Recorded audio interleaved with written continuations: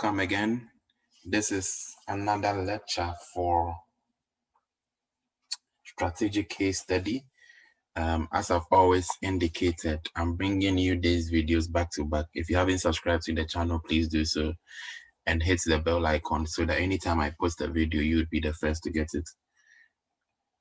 So let's move on into the class.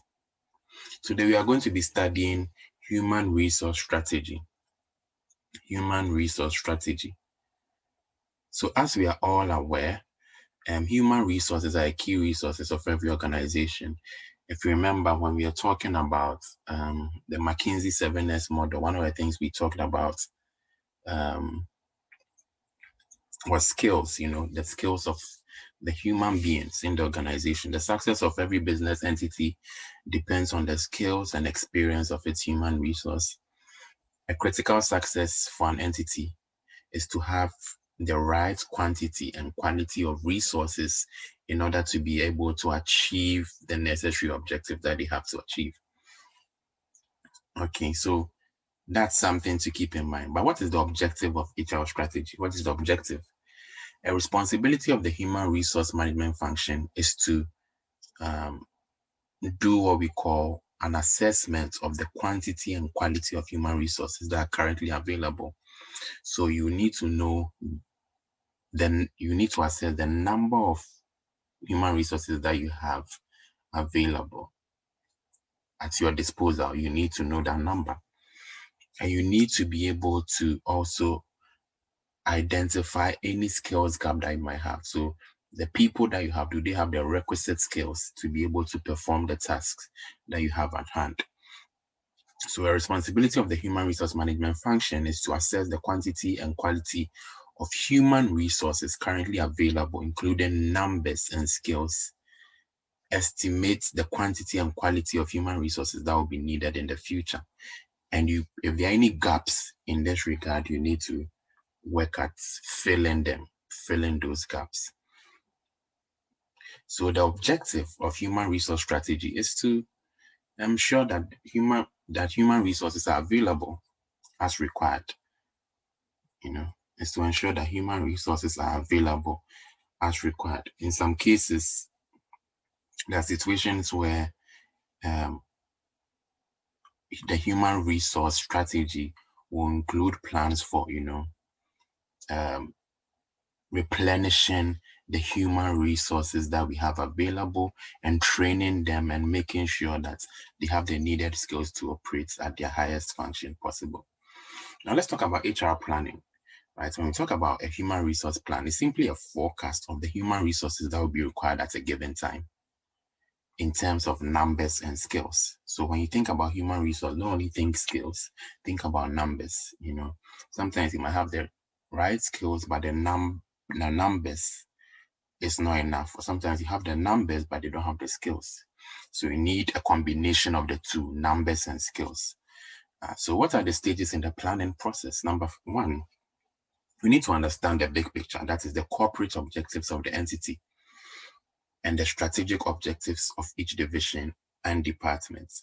So this analysis should then be used to estimate the likely total size and organizational structure of the entity.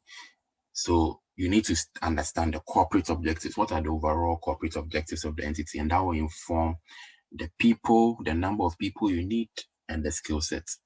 Then you do what we call demand forecasting. Demand forecasting. Here, you are forecasting the demand of your human resources in terms of numbers and skills. So the required numbers and skills of human resources should be estimated. You are estimating that. And your estimate should allow for any expected changes in technology and all that, any external factors that might have an effect on human resource. So you need to estimate the required numbers and skills of human resources. That's what we call demand forecasting. You're forecasting the demand of your human resources. Then you assess your current resources. So the current resources that we have, what is that number? What is the current state of the skill sets we have? And what might happen to these existing resources each year over the forecast period. That's something that you need to understand. That's something that you need to understand. So in assessing your current resources, you should allow for, things like labor turnover and wastage rates. Things like labor turnover and wastage rates. That's very, very key. So you need to assess your current resources. You also need to prepare policies and plans. The final stage in the planning cycle is to develop policies, is to develop policies and plans to fill the gap between the required numbers and the current forecast of future human resources. So you prepare plans and policies. And these plans will include things like recruiting new staff, trying to develop the skills of your existing resources or employees, and trying to appraise their performance, to monitor and control the development and the development of skills and promotion. So you prepare policies and plans around your recruitment, around your training, around your performance appraisal. That's very important. Now let's talk about the marketing mix. So what is marketing? When we say marketing simply can be described as basically you identify customers' needs, then you design products that is able to meet those needs. And you don't leave it there. You have to create awareness so that customers would be able to buy the product. So marketing can be described as a process of identifying customer needs and wants, designing products or services that meet those needs, creating awareness, and making the product available to customers through suitable channels of distribution, and persuading customers to buy the product. So that's what marketing is about. You identify a need, design a product to meet that need, make people aware of the product, and deliver it through suitable channels of distribution. And through that, you don't forget to persuade customers to buy the product. Very, very simple process. So the marketing mix, as we've already indicated, consists of 4 P's: product, price, place, and promotion. We'll be looking at the strategy for each of these parameters. Now let's talk about the product strategy. The product strategy is concerned with designing new products, number one. So when we talk about product strategy, we are looking at designing new products and designing new variations of existing products. Let me repeat that again. When we talk about product strategy, simply designing new products or designing new variations of existing products. And when you design new variations of existing products, you are basically trying to renew customer interest in the product, or even sell to a different market segment. The way you design new variations is by maybe improving on the actual and perceived features of the product and all that. So when you are talking about product strategy, you are thinking of it in 2 ways. What are the 2 ways? Number one, designing new products or designing new variations of existing products. Very, very important. Now let's talk about the features. When you're talking about new variations, you're looking at the features. What can you improve in terms of the features? So when we say product features, it comprises of all of these things. It includes the functions, the comfort it offers, the convenience, even the quality of materials, how reliable it is, how safe it is, how is it unique, and even how it is packaged. These are all features. Sometimes you buy a product and the way it's packaged alone gives you that edge to actually buy it. Now let's talk about pricing strategy. Pricing is an important element of the marketing mix. Pricing is an important element of the marketing mix. If the price is too high, customers will not buy it. Also, companies need to understand the sensitivity of their customers to price changes. So it's always important to have that at the back of your mind. As a company, you would want to know how elastic your customers are in terms of their responsiveness to price. Now, let's look at the pricing strategies we have here. Number one, we have the market penetration price. This is a low price or a fairly low price, however you want to say it. And the aim of penetration pricing is to charge a low price, attract customers. You know, when you charge a low price, customers will come in and they'll come and buy a lot of your products. And then the company is able to penetrate the market and win a large share of the market through this process. So they intentionally lower the price, get a lot of the customers, and then they capture a large portion of the market through doing that. It's an interesting strategy. Now you have the another one is the market skimming price. The market skimming price. This is kind of like the reverse. So the market skimming price, here, there's a high price that is charged. There's a high price that is charged, right? So this is a high price.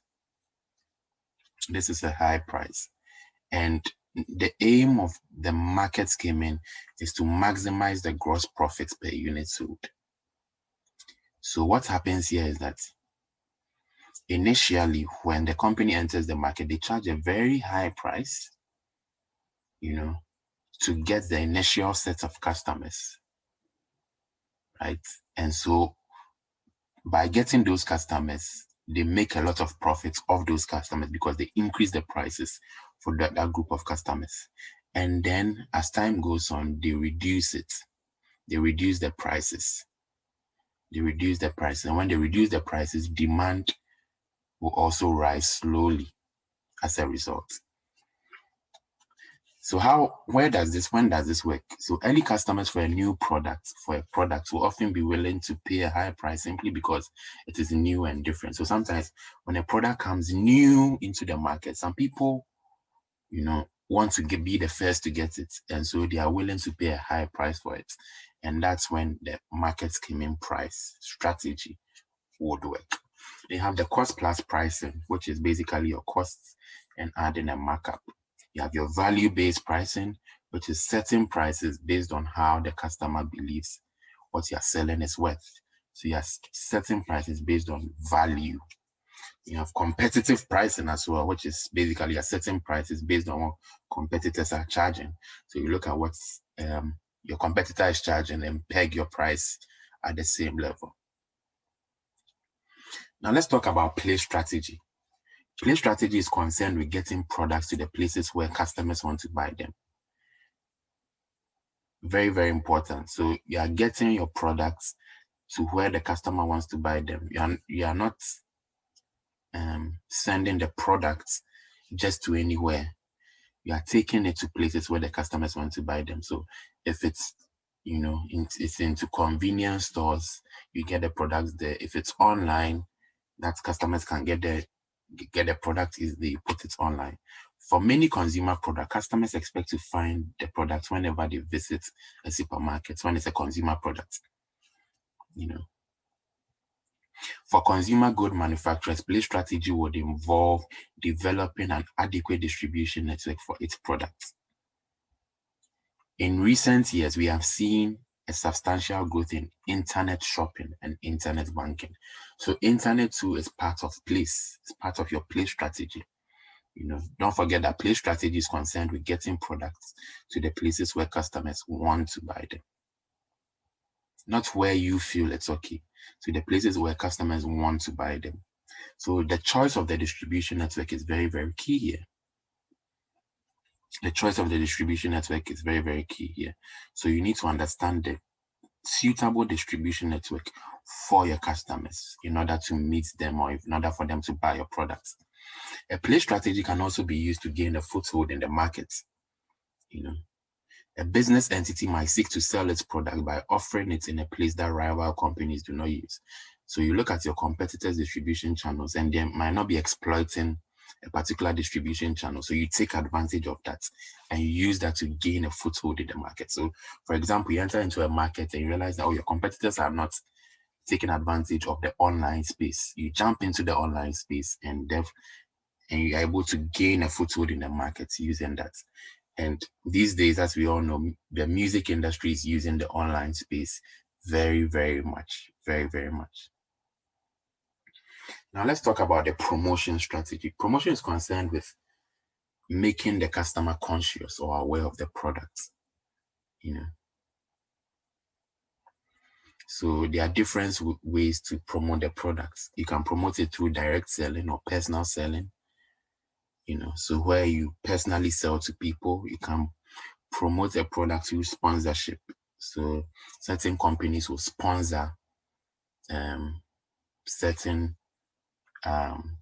events like the World Cup, for example. A lot of companies sponsor just to put their name and their products out there. Advertising can advertise through different channels from TV, radio, billboards, newspapers, magazines, etc. These are all forms of promotional techniques. So this is all part of the promotional strategy. Now, when it comes to promotion strategy, you need to understand two things, which is called the push strategy and the pull strategy. The push strategy and the pull strategy. The push strategy and the pull strategy. So the push strategy is the focus is on getting distributors to buy the products, to buy your products in order to resell in their supermarkets. The aim here is to push the products. You are supplying the products, to the distributor, who will then pass it on to the end consumer. In a situation like this, you need to persuade the distributor to buy your products. And so would use companies who employ this tool will use marketing tools such as low prices and generous credit terms in order to persuade distributors to buy. That's the push strategy. So you are pushing your product to the distributors. The distributors will then go ahead and sell to customers. The pull strategy is, however, different. The pull strategy is focused on the customer. The pull strategy is aimed at getting the end consumer to want to buy the products. So here you are creating a desire in the customer. You are getting them to want to buy the products so that the distributors themselves will realize that, oh, there's demand for this product and therefore we have to buy this product. So the pull strategy is aimed at getting the end consumer to want to buy the product so that they expect their supermarkets or other retail store to have the product available. If consumers demand the product, distributors will be more willing to stock it because they will expect to sell it easily. So once the demand has been created, it's just natural for distributors to stock the product, So advertising and sales promotion are an important element in a pull strategy. Very, very key. So let's go through the difference again. In a push strategy, the focus is on pushing the product to the distributor by using marketing tools like low prices and generous credit terms. The distributor then passes the good to the customer. The pull strategy, a demand is created in the customer. You get the customer to want to buy the product through advertising and sales promotion. And then when there's demand for the product, it is natural for distributors to come for your product and stock it in their supermarkets or wherever it is. So that's basically the difference. Now let's move on to the IT and IS strategy. Let's talk about information systems and information technology. Information systems, as we all know, provides a strategic support within an organization. How does it do that? Because the quality of information drives quality decisions. So if you have good information, you make good decisions. An entity should ensure that its systems are suitable, information systems are suitable, and will assist the organization in achieving its long-term goals. IT developments have resulted in many new products as well. And you need to know that the internet has been a huge game changer and has made information more accessible. Information systems and information technology have had an effect on organizational structure because it makes it possible for decisions to be taken locally. Because since the information is organized and it's an information system, it's easier for local level managers, to make decisions because information is available to them in a central database, in a central database. And because of computer networks, databases, intranet, senior managements are also able to obtain information they need to make the decisions that they want to make. So that's information technology and information systems provide a strategic support for organizations. Now let's talk about big data. When we say big data, that's the name suggests, is data that is big, like huge volumes of data, either structured and unstructured data. The key here is that the volumes of data is huge. And it's defined by 3 fundamental traits. Number 1 is velocity. Number 2 is variety. Number 3 is volume. So velocity is the speed at which the data is created. So when we say data is big, it means that the speed at which it's created is very, very fast. Extremely high speed data. The speed at which it's created, stored, and analyzed is very fast. Then you have variety. Variety refers to the range of the data types. Big data contains a wide range of data types. That's number 2. Then you have volume. Volume refers to the huge, the quantity of the data, the volume of the data. You know, as we already indicated when we are talking about big data, the definition of big data. There are other dimensions like veracity, variability, visualization, and value. But the fundamental ones are velocity, variety, and volume. Velocity being speed, variety being the range of data types, and volume being the quantity of data. So let's look at the strategic importance of big data. Strategic importance of big data. You know, big data can help organizations gain useful insights into how to retain customers, how to increase their revenues. By analyzing big data, you are able to find relationships and new correlations that help you to, you know, understand your customer better and improve your revenue. The use of big data is becoming a key way for leading companies to outperform their peers, you know. So forward-thinking leaders are seeking to build their big data capabilities, you know, to help them gain a competitive advantage over their peers. Because if you have information, you know, and you use that information very well, you can have an advantage over your peers. That's very, very important. That's very, very important. So companies that are well placed in this regard, you know, are able to outperform their competitors and peers in that regard. So this is where we bring this lecture to an end. Thank you very, very much for joining me. I hope you enjoyed this lecture. If you haven't subscribed, please do so. Send this to your friends who want to understand strategy, and see you next time in our next video. Thank you.